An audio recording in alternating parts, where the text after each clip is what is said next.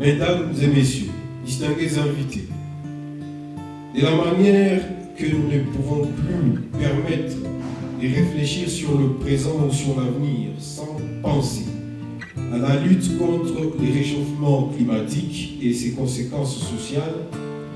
de la même manière,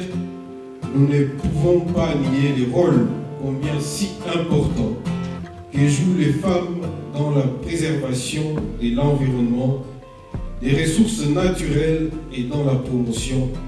du développement durable. À l'entame de mes propos, permettez-moi d'abord, Madame ambassadrice du Canada en RDC, de vous dire combien l'honneur me soit de recevoir dans mon secteur un projet initié par votre pays. Les concepts vulnérables touchent à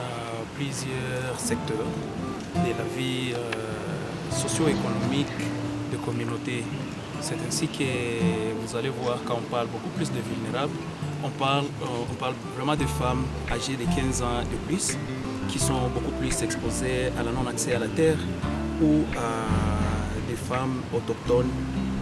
communément appelées femmes autochtones pygmées, parce qu'il faut vraiment en parler, que nous ciblons à hauteur au moins de 20 à 25% pour le projet Femmes en Action. Pour ces projets, il y a 3 secteurs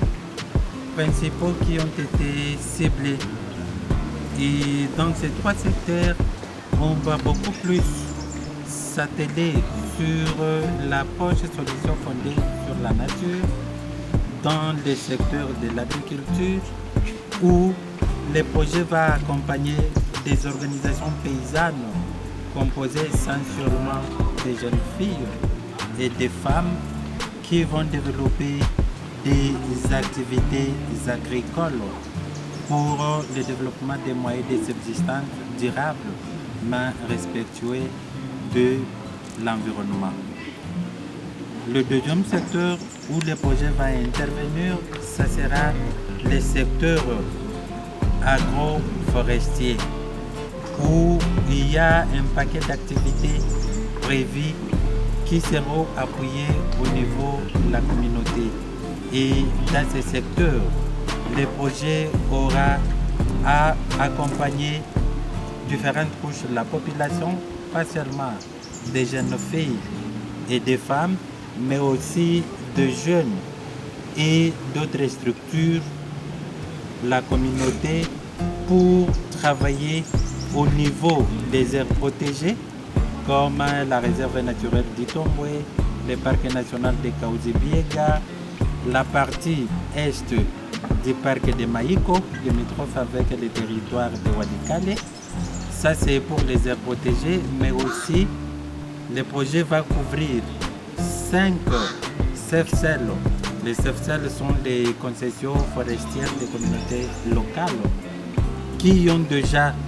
des autorisations du gouvernement congolais à gérer leurs propres forêts. Et dans ces aires protégées et forêts communautaires, les communautés vont restaurer des espaces qui sont victimes des effets du changement climatique, mais aux côtés de la restauration, il y aura aussi des activités de conservation de la biodiversité. Et la biodiversité, dans sa globalité, on va toucher la biodiversité animale, végétale,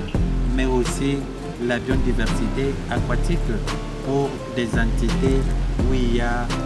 des rivières. Et le troisième secteur va se concentrer sur des activités purement forestières.